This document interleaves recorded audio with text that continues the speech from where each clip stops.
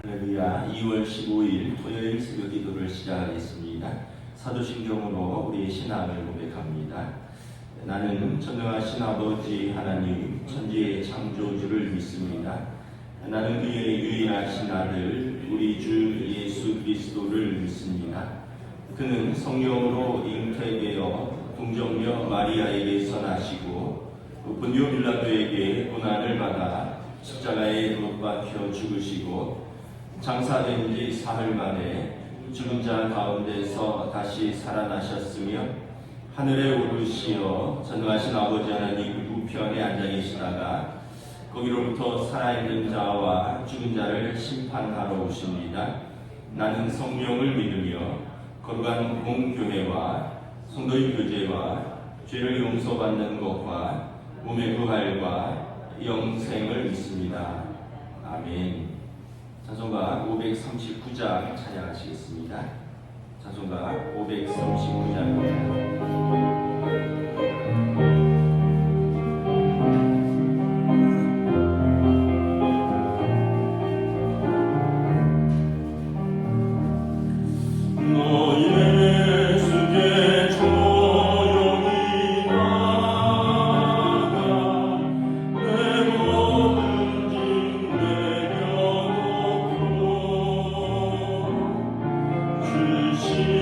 십자가 사랑을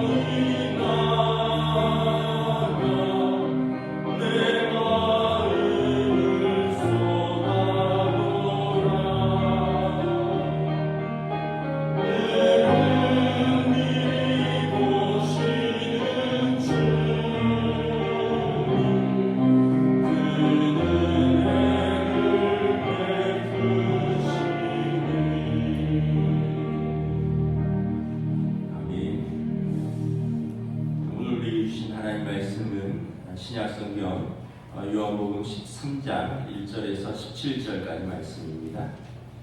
요한복음 13장 1절에서 17절까지 말씀입니다. 다 찾으신 줄 알고 저와 여러분들이 한 절씩 교도하겠습니다. 신약성경 170페이지입니다. 요한복음 13장 1절에서 17절입니다. 6월절 전에 예수께서 자기가 세상을 떠나 아버지께로 돌아가실 때가 이른 줄 아시고 세상에 있는 자기 사람들을 사랑하시되 끝까지 사랑하시니라. 마귀가 벌써 시몬의 아들 가룟 유다의 마음에 예수를 팔려는 생각을 넣었더라. 저녁 먹는 중 예수는 아버지께서 모든 것을 자기 손에 맡기신 것과 또 자기가 하나님께로부터 오셨다가 하나님께로 돌아가실 것을 아시고 저녁 자리에서 일어나 겉옷을 벗고 수건을 가져다가 허리에 두르시고 이에 대야에 물을 떠서 제자들의 발을 씻으시고 그 두르신 수건으로 닦기를 시작하여 시몬 베드로에게 이르시되 베드로가 이르되 주여 주께서 내 발을 씻으시나이까. 예수께서 대답하여 이르시되 내가 하는 것을 내가 지금은 알지 못하나 이후에는 알리라. 베드로가 이르되 내 발을 절대로 씻지 못하시리이다. 예수께서 대답하시되 내가 너를 씻어주지 아니하면 내가 나와 상관이 없느니라. 시몬 베드로가 이르되 주여 내 발뿐 아니라 손과 머리도 씻어주옵소서. 예수께서 이르시되 이미 목욕한 자는 발밖에 씻을 필요가 없느니라. 온몸이 깨끗하니라. 너희가 깨끗하나 다는 아니니라 하시니 이는 자기를 팔 자가 누구인지 아시니라. 그러므로 다는 깨끗하지 아니하다 하시니라. 그들의 발을 씻은 후에 옷을 입으시고 다시 앉아 그들에게 이르시되 내가 너희에게 행한 것을 너희가 아느냐. 너희가 나를 선생이라 또는 주라 하니 너희 말이 옳도다. 내가 그러하다. 내가 주가 또는 선생이 되어 너희 발을 씻었으니 너희도 서로 발을 씻어주는 것이 옳으니라. 내가 너희에게 행한 것 같이 너희도 행하게 하려 하여 본을 보이노라. 내가 진실로 너희에게 이르노니 종이 주인보다 크지 못하고 보냄을 받은 자가 보낸 자보다 크지 못하나니. 함께 있습니다. 너희가 이것을 알고 행하면 복이 있으리라. 아멘. 할렐루야. 토요일 새벽 기도에 나오신 우리 성도들을 주님의 이름으로 환영하고 축복합니다. 인사하겠습니다. 한 주가 평안하셨습니까? 이제 강추위는 물러간 것 같습니다. 영하로 조금 떨어지긴 하는데 봄이 오는 느낌을 받을 수가 있죠. 우리 새벽 기도가 이제 요한복음 말씀을 보고 있는데 요즘이 이제 예수님의 마지막 일주일을 다루고 있습니다. 예수님께서 예루살렘에 입성하시고 백성들이 종려나무가지를 흔들면서 환영하고 그리고 이제 성전에서 논쟁하시고 성전 청결 사건, 다락방 강화라고 해서 제자들에게 마지막으로 말씀을 가르치시고 그리고 세종 목요일 이제 제자들의 발을 씻겨주시고 6월절 만찬을 함께 하신 후에 그날 밤에 잡히시고 빌라도의 대제사장의 법정에 섰다가 빌라도의 법정에서 사형을 언도받으시는 그 일주일의 사건을 다루고 있는데 오늘은 이제 세족 목요일이라고 하는 잡히시기 전날 밤에 제자들과 마지막 6월절 만찬을 하시면서 제자들의 발을 씻겨주시는 내용입니다. 그래서 오늘은 예수님의 사랑과 섬김이라는 제목으로 말씀을 전하겠습니다. 1절에 보면 우리 1절 다시 한번 읽도록 하겠습니다. 시작. 6월절 전에 예수께서 자기가 세상을 떠나 아버지께로 돌아가실 때가 이른 줄 아시고 세상에 있는 자기 사람들을 사랑하시되 끝까지 사랑하시니라. 사랑하시되 끝까지 사랑하셨다. 그러니까 이제 끝까지 사랑한다는 거는 여러분 참 어렵죠. 여러분 우리가 무언가를 시작하는 것은 쉬운데 그걸 끝까지 감당하기는 어렵죠. 사랑도 그렇죠. 사랑도 끝까지 사랑하기는 쉽지 않은 것 같아요. 우리 인생도 끝까지 이렇게 뭔가를 감당하는 건 쉽지가 않습니다. 중간에 어떻게 보면 뭐 자의에 의해서 포기할 수도 있고 타의에 의해서 그만두게 될 수도 있고 뭐 여러 가지 환경의 어려움이나 시험들 때문에 우리가 인생도 끝까지 뭔가를 완수한다는 것은 쉬운 것이 아닌 것 같습니다. 우리가 이제 항상 자주 하는 말이 인생은 마라톤이다. 이제 어떤 구간을 잘 뛰는 것도 중요하지만 더 중요한 건 끝까지 완주하는 것이다. 그래서 우리가 이렇게 인생에서 끝까지 완주하는 것은 참 어려운 것 같아요. 뭐 주변에서도 보면 원치 않는 뭐 질병을 얻는다든지 아니면 뭐 요즘 뭐 국가나 이런 사회 사태에서 보면 뭐 상관을 따라갔는데 뭐 자취를 잘못 써서 뭐 거기서 이렇게 나고되기도 그냥 거기서 경력이 끝나버리기도 어떤 사람은 뭐 그거보다 좀 못 미쳐서 그 밑에 있었는데 위에서 그냥 줄줄이 나가리가 좀 표현 설교 시간이 좀 그런데 위에가 이제 아웃되면서 그 사람들이 올라가기도 하고 인생은 참 알 수 없는 것이다. 그 중요한 거는 이제 끝까지 옳은 길을 성실하게 그냥 하루하루 밟아가는 것이 중요하다. 그러다 보면 이제 완주하는 순간이 오는 거죠. 그래서 우리 인생도 어렵고 힘든 순간이 반드시 오는데 주님 손 꼭 붙들고 그때 명심해야 될 것 주님 손을 꼭 붙들고 우리가 완주하면 하나님께서 감당할 힘을 주신다는 거죠. 예수님께서 오늘 본문에 보면 자기에게 주신 사람들을 사랑하시되 끝까지 사랑하셨다. 끝까지 사랑하셨다는 얘기는 한결같이 사랑하셨다는 것이고 끝까지 책임지셨다는 것이고 조건 없이 사랑하셨다는 것이고 아끼지 않고 사랑하셨다는 것입니다. 그래서 여러분 우리 인생도 하나님 앞에서 끝까지 충성하고 끝까지 우리에게 주신 사람들을 사랑할 수 있기를 바랍니다. 뭐 나중에 아끼고 후회하지 말고 주어질 순간에 끝까지 사랑할 수 있는 그것을 매일 연습하는 거죠. 예수님께서 오늘도 보면 제자들의 발을 씻어주면서 마지막 사실은 예수님이 알고 계셨는데 내일이면 잡히시는 것 그런데 마음이 얼마나 복잡하시겠습니까? 그런데 자기에게 주신 사람들을 끝까지 사랑하시는 것을 보여줍니다. 또 오늘 말씀에 보면 1절에 아버지께로 돌아갈 때가 이른 줄 아셨다. 그러니까 3절에도 보면 자기가 하나님께로 돌아가실 것을 아셨다 말씀합니다. 이유는 2절에 가룟 유다가 예수님을 팔 생각을 가지고 있는 걸 예수님이 아셨다는 거죠. 아버지께로 돌아가신다는 것은 이제 그 죽음을 예비하고 있었다는 거죠.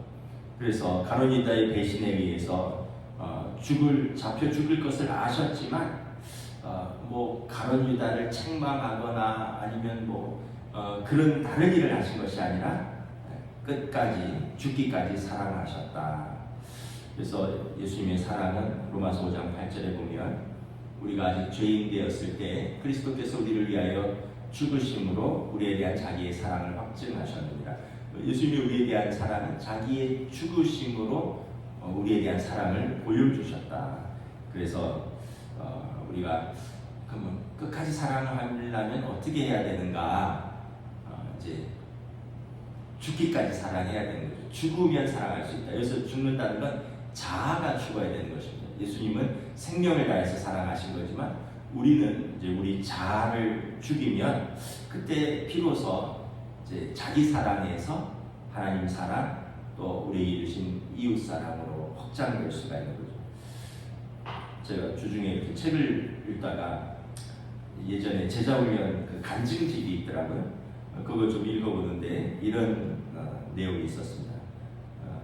40대 후반의 어느 여집사님인데 신앙생활을 하면서 남편과 매일 싸우고 아이들과 갈등을 빚는 등 하루도 마음 편한 날이 없었다. 그런데 제자훈련을 하면서 원수처럼 여겼던 남편이 불쌍하게 보이기 시작했다. 예수님께서 나와 남편의 죄를 짊어지고 대신 돌아가신 것이 깨달아지자 자신과의 불화 때문에 교회를 등지고 예수님을 놓치고 있는 남편에게 미안한 마음이 들기 시작했다. 어느 순간 각방을 쓰면서 자신에게 관심도 사랑도 받지 못하고 방치된 남편이 눈에 들어오면서 불쌍한 마음과 동시에 미안한 마음이 들었다. 사실 그동안 남편과의 불화로 아이에게 올인하고 있었다. 그런데 어느 순간 아이와도 불화하게 되면서 삶이 와르르 무너지고 말았다. 남편과의 관계에 실패한 아내, 아이에게도 부족한 엄마라는 죄책감과 무거운 짐에 눌려 살았다. 그런데 제자훈련을 통해서 내 자신을 바라보게 되고 남편과 아이를 꽉 쥐고 마음대로 조종하렸던 내 자신의 죄성을 보았다. 자신이 하나님 앞에서 심각한 죄인이라는 자각이 생기면서 예수님의 은혜에 자신의 인생을 맡기겠다는 결단이 생겼다. 이제야 비로소 수고하고 무거운 짐을 예수님께 놓고 싶은 마음이 생겼다. 이제 주님의 마음을 알고 주님의 마음으로 식구들을 대하니 자신부터 변하기 시작했다. 한동안 진심 어린 대화를 끊었던 남편을 마음을 다해서 대하기 시작했다. 그러면서 부부간의 대화가 다시 시작되고 집안 분위기가 많이 부드러워졌다. 그러자 아이도 한결 부드러워졌다. 지난 1년간의 제자 훈련을 통해서 우리 가정에 서서히 작은 변화와 회복이 일어나기 시작했다. 뭐 이런 내용입니다. 우리가 사실 다 잘하려고 하는 건데 자기 생각에 잘하려고 하는 것보다 하나님 생각이 훨씬 더 크시고 넓으시고 깊으시고 크다는 것을 우리가 인정하면 그럼 내 생각도 내 인생이니까 중요하지만 하나님 앞에서 살아간다라는 생각을 하면 그게 더 중요하겠습니까? 그래서 예수님께서 나를 따르려든 자기를 부인하고 자기 십자가를 지라. 자기를 부인하고 자기 십자가를 지라는 것은 자아를 죽이라는 거거든요. 그럴 때 이제 하나님의 큰 뜻이 보이는 것이죠. 죄인인 나를 죽기까지 사랑하신 예수님의 사랑을 우리가 깨달으면 우리도 사랑 못할 이유도 없고요. 또 끝까지 사랑할 수 있고요. 또 죽기까지 사랑할 수 있는 그 힘을 우리 예수님께서 우리에게 주시는 것입니다. 예수님께서 오늘 1절부터 3절에 보면 자기에게 주신 사람들을 사랑하시되 끝까지 사랑하셨고 죽기까지 사랑하셨다 말씀하고 있습니다. 그러면서 이제 예수님이 그 사랑은 동사다 그랬잖아요. 사랑은 동사다. 몸을 움직이는 거죠. 오늘 본문에 보면 섬깁니다. 어떻게 섬기느냐? 제자들의 발을 씻어주십니다. 제자들의 발을 씻어주는데 그 발을 씻어주는 동기가 이제 사랑이라는 거죠. 요한복음 3장 16절에 하나님이 세상을 이처럼 사랑하사 독생자를 주셨으니 하나님께서 하신 모든 일의 동기는 사랑입니다. 예수님을 보내주신 것도 사랑이고 우리 죄를 용서하신 것도 사랑이고 예수님이 제자들에게 하나님 나라 복음을 선포하시는 동기도 사랑이고 예수님께서 십자가를 지신 것도 사랑이고 오늘 제자들의 발을 씻어주시는 동기도 사랑이라는 거죠. 여러 가지 일들을 우리가 동기로 하는데 참 사랑으로 하는 동기는 아쉬움이 남지 않습니다. 다른 것들은 하면서 내가 이만큼 했으면 돌아오는 것도 있어야지 하는 기대, 대가 이런 것들이 남는데 사랑으로 하는 동기는 아쉬움이 남지가 않아요. 예를 들면 이런 거죠. 주님의 사랑에는 못 미치겠지만 부모가 자식에게 하는 사랑도 하는 모든 행위는 사랑의 동기입니다. 여러분 우리가 엄마가 아이들 밥 차려주면서 뭘 바라고 밥 차려주지 않잖아요. 또 아이들 학비 내주면서 요즘 등록 시즌인데 그 학비가 어마어마하더라고요. 500만 원 막 이러거든요. 1년에 1000만 원씩 되는 학비를 대면서 부모는 얼마나 사실은 참 부담이 됩니까? 근데 그거 내주면서 너 이거 나중에 내 노후에 이자 쳐서 복리로 갚아라 이러면서 대주는 부모 없잖아요. 그래 기쁨으로 대주는 거고 아이들 키우면서 옷 사주면서 아이들 키우면서 용돈 주면서 이거 다 부모가 계산하고 갚아라 이러면서 해주는 거 아니잖아요. 그냥 내가 낳았기 때문에 내 자식이기 때문에 내가 사랑하기 때문에 그래서 하는 모든 행위들 부모가 자녀에게 베푸는 모든 수고는 그냥 그 순간에 그걸 잊어버리는 거예요. 아낌없이 하고 거기에 대해서 아쉬움이 남지 않고 예수님께서 아마 저희들에게 자녀를 주신 것은 하나님 아버지의 사랑을 좀 깨달으라고 하신 것 같아요. 하나님께서 우리를 사랑하시되 아낌없이 사랑하셨고 예수님께서 우리를 사랑하시되 끝까지 사랑하셨고 죽기까지 사랑하셨는데 예수님이 전혀 어떤 그것에 대한 아쉬움, 베드로한테 너 내가 그렇게 사랑해 줬는데 3번이나 부인할 수 있느냐. 또 예수님께서 제자들에게 내가 너네 그렇게 사랑해 줬는데 십자가 밑에 요한되고 나머지 11명이 다 도망갈 수 있느냐. 가룟 유다 너는 그 마지막 순간에 결정적으로 은 20냥 받고 나를 팔 수 있느냐. 예수님이 한마디도 하지 않으셨어요. 왜냐하면 예수님은 제자들의 연약함까지 사랑하신 거죠. 그리고 육신의 부모의 사랑도 이렇게 아낌이 없고 다함이 없고 그리고 어떠한 것도 바라지 않는데 우리 주님의 사랑이 어떻게 했느냐라는 거죠. 예수님이 우리에 대한 사랑을 우리가 좀 깊이 깨달으면 예수님의 마음을 이렇게 알 수가 있습니다. 자녀들이 부모 마음을 몰라요. 모르는데 자기가 부모가 되니까 알겠더라고요. 왜냐하면 내리사랑이라고 자기도 자식을 키우면서 이때 부모가 이런 마음이구나 이런 걸 깨닫는 것처럼 우리가 예수님의 사랑을 이렇게 깨달으면 그때 주님이 이런 마음이겠구나. 그때 우리를 이렇게 안타까워하셨겠구나. 그럼에도 불구하고 우리를 이렇게 사랑하셨겠구나. 그러면서 우리를 위해서 이렇게 눈물을 흘리며 기도하셨겠구나. 이걸 우리가 깨닫는 거죠. 또 예수님의 섬김은 사랑의 공기이고 또 솔선수범합니다.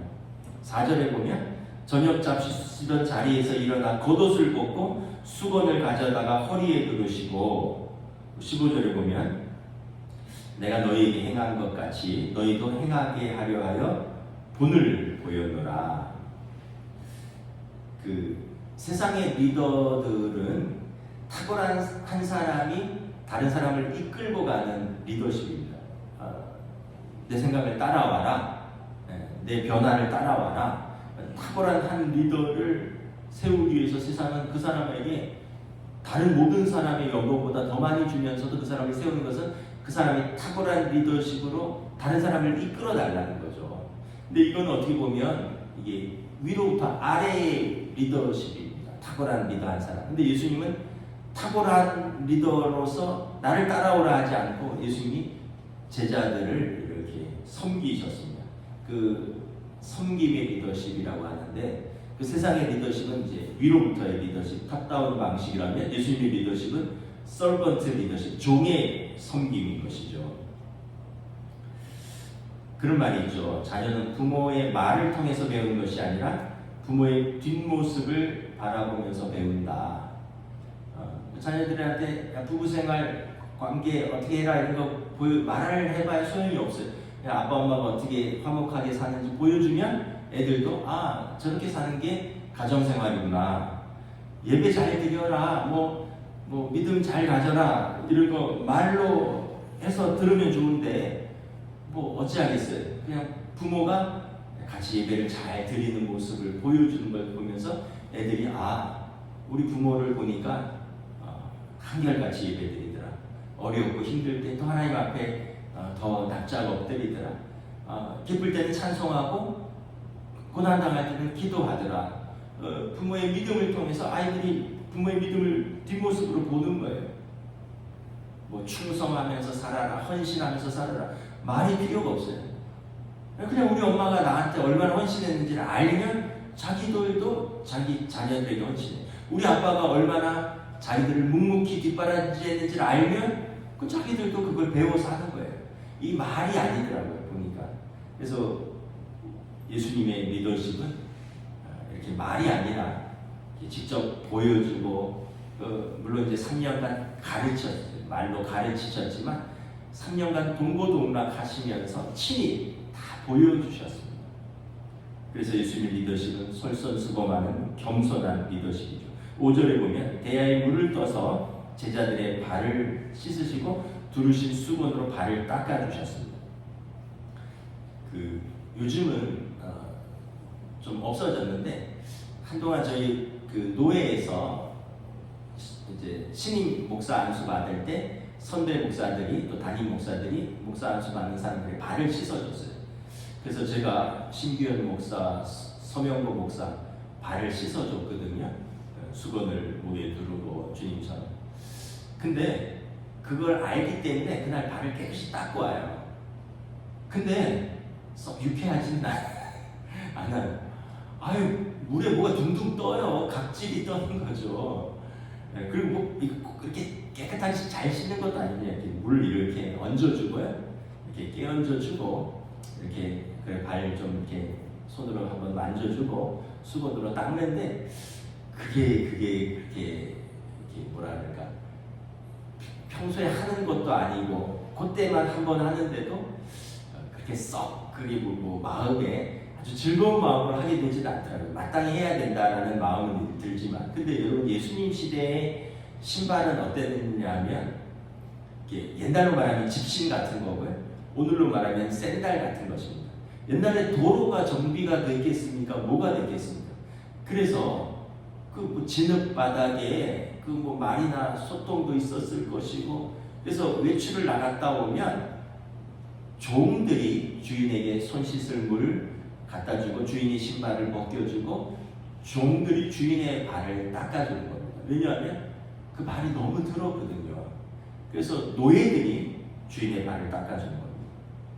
근데 예수님께서 제자들의 발을, 그것도 12명의 발을 다 일일이 닦아주셨습니다. 예수님께서 제자들의 발을 씻어주신 이유가 뭐냐? 물론 이제 섬김의 본을 보여주셨다 그랬는데, 그 앞에 이렇게 사건들을 쭉 보면, 누가복음 같은 데 보면 제자들이 예수님 앞에서 그랬는지 모르겠지만 아니면 길에서 누가 더 크냐라는 논쟁을 벌입니다. 누가 더 크냐? 아마 그 12제자들의 마음에 예수님이 베드로를 수제자로 생각하는 것 같은 마음이 좀 들었을 수도 있고요. 또 최후의 만찬 같은 데 보면 세례 요한이 아니라 사도 요한이 제일 어린 제자거든요. 그래서 주로 예수님 품에 이렇게 기대어서 이렇게 식사하는 모습들이 나옵니다. 그래서 요한을 예수님이 굉장히 아끼시지 않았는가. 실제로 요한에게 예수님께서 어머니를 맡기잖아요. 십자가 밑에서 성모 마리아를 너 어머니다.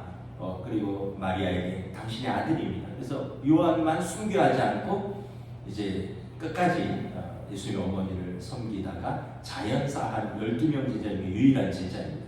그러니까 아마 예수님께서 어린 제자 요한을 사랑하시지 않았는가. 요한복음에 보면 요한의 별명이 사랑받는 제자입니다.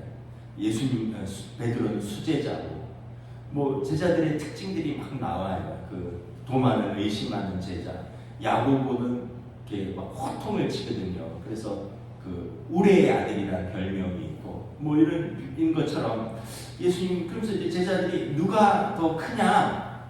네. 그런데다가 심지어 세베대의 두 아들 야고보와 요한의 어머니는 예수님과 외척간입니다. 예수님의 어머니가 외척간입니다. 그러다 보니까 세베대의 두 아들의 어머니가 예수님께 나와서 내 두 아들을 당신의 나라에서 오른편 왼편에 앉게 해달라고 청탁을 합니다. 그러다 보니까 이제 제자들이 이 친척들이라고 엄마 찬스를 써서 하나님 나라도 부탁하나 보다, 뭐 이런 마음도 있는 거죠.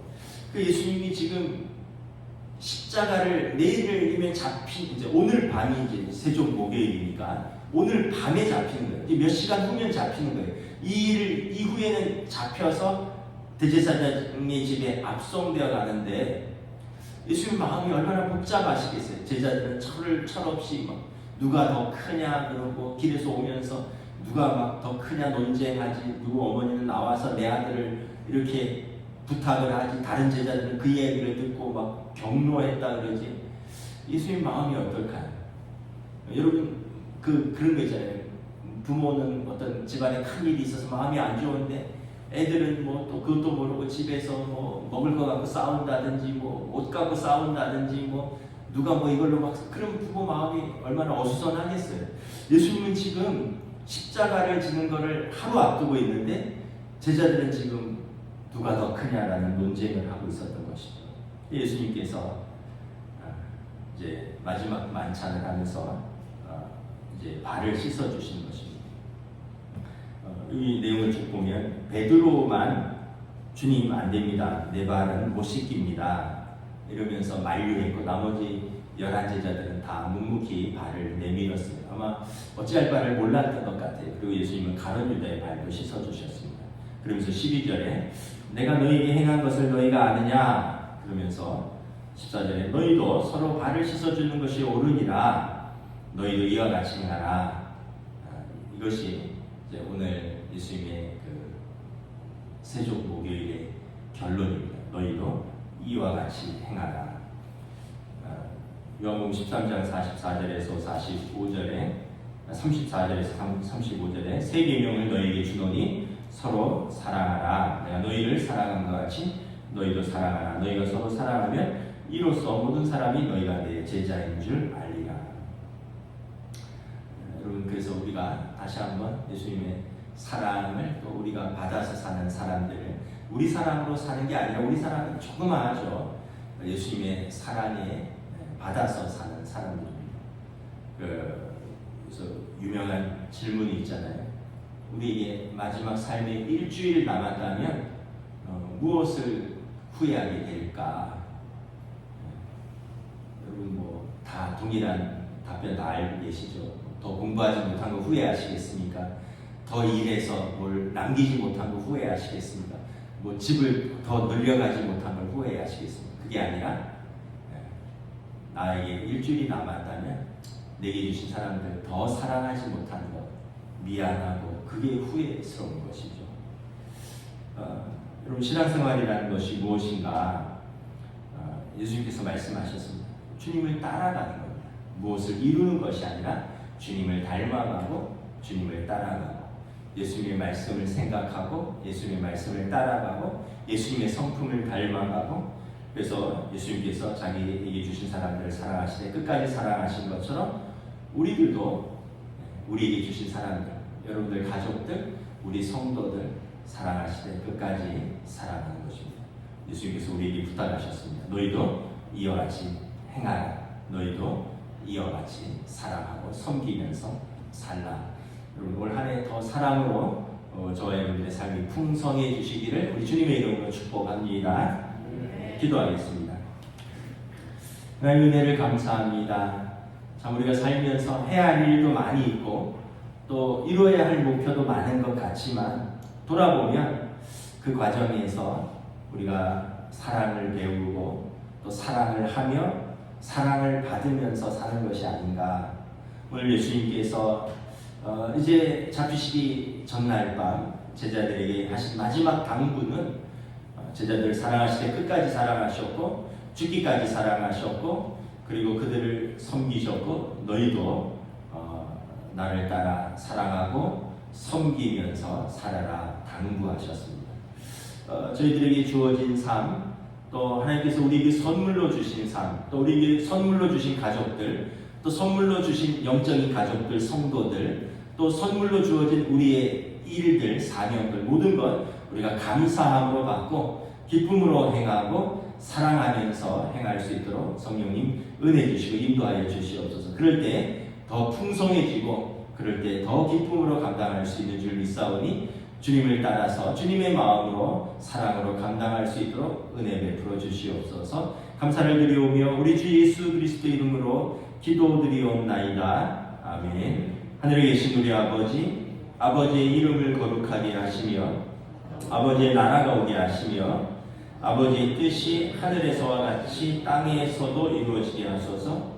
오늘 우리 일용할 양식을 주시고 우리가 우리에게 잘못한 사람을 용서하여 준 것 같이 우리 죄를 용서하여 주시고 우리를 시험에 빠지지 않게 하시고 악에서 구하소서. 나라와 권능과 영광이 영원히 아버지의 것입니다. 아멘.